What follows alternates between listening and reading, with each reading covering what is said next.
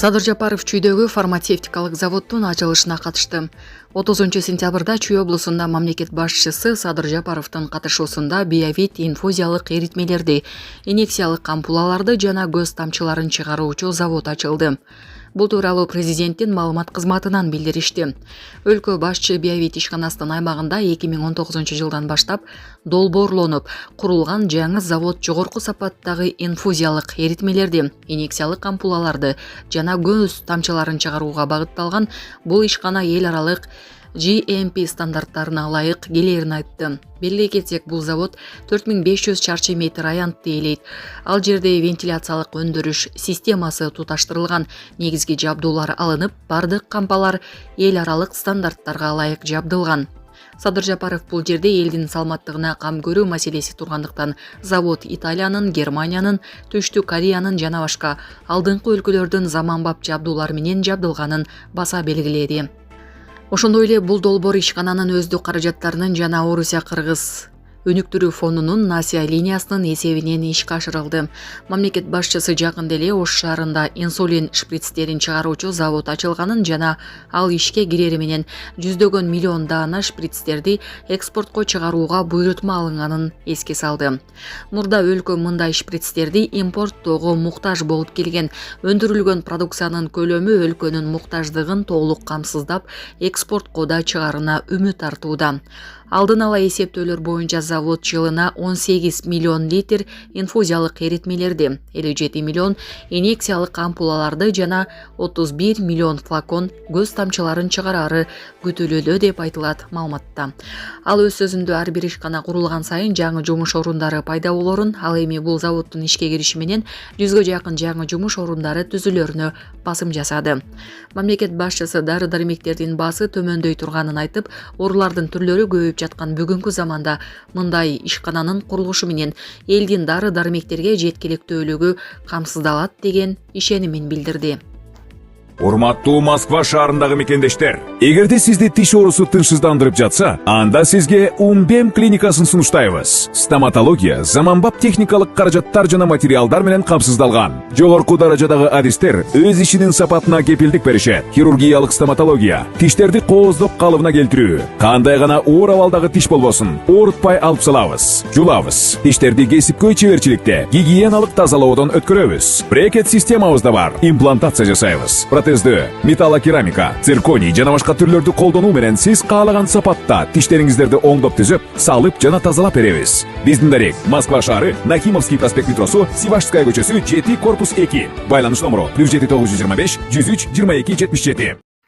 Ташиевдин кызына айдоочулук күбөлүк алып берүүгө жардам берген УКМКнын 7 кызматкери жазаланды. Айдоочулук күбөлүктү алууга ар тараптан көмөк көрсөткөн УКМКнын айрым кызматкерлери аныкталды. Бул тууралуу бүгүн 30 сентябрда УКМКдан билдиришти.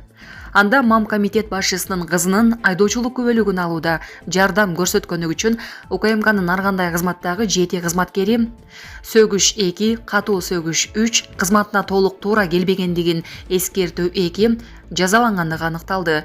Маалымдалгандай, бул чаралар УКМКнын төрагасы Камчыбек Ташиевдин жеке көрсөтмөсүнө ылайык кабыл алынды. Белгилей кетсек, буга чейин УКМК башчысы мамлекеттик кызматта турганда улуттук коопсуздук органынын кызматкерлерин туугандарынын жана тааныштарынын таасирине алдырбоого чакырган. Учурда көрсөтүлгөн укукка каршы жосунга тиешеси бар башка кызмат адамдарын аныктоо боюнча тиешелүү чаралар көрүлүүдө.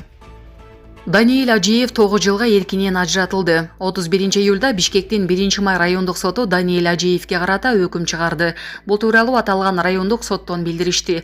Ал сойкулук үчүн жайларды уюштуруу же сутенерлик кылуу, порнографиялык мүнөздөгөн нерселерди таратуу, уюшкан топ түзүү, алдоо же ишенимден кыянаттык менен пайдалануу жолу менен бүлүктүк зыян келтирүү менен күнөөлүү деп табылган. Ал мүлкүн конфискациялоо менен 9 жылга эркинен ажыратуу, 2 жылдык мөөнөткө ишкердик менен алектенүү укугунан ажыратуу, жазасын жалпы режимдеги түзөтүү колониясында өтөп, 220 000 сом мөлчөмүндө айып пул төлөө менен соттолду.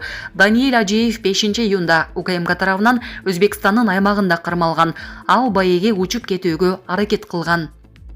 Израиль ушул аптада Ливанга кургактыктан кол салышы мүмкүн. Бул тууралуу Wall Street журнал кырдаалдан кабардар булактарга таянып жазып чыкты. Басылманын билдирүүсүнө караганда, азыр Израилдин чалгын кызматтары Ливандын түштүгүндө чалгындоо маалыматын жыйноо үчүн чакан рейдтерди жүргүзүп жатышат. Израилдин атайын күчтөрү Ливандын түштүгүнө рейдтерди жүргүзүп, чалгындоо маалыматын чогултуп, ушул жумада болуу ыктымалдуулугу бар кургактыктан басып алууга даярдык көрүүдө деп жазат Кезит.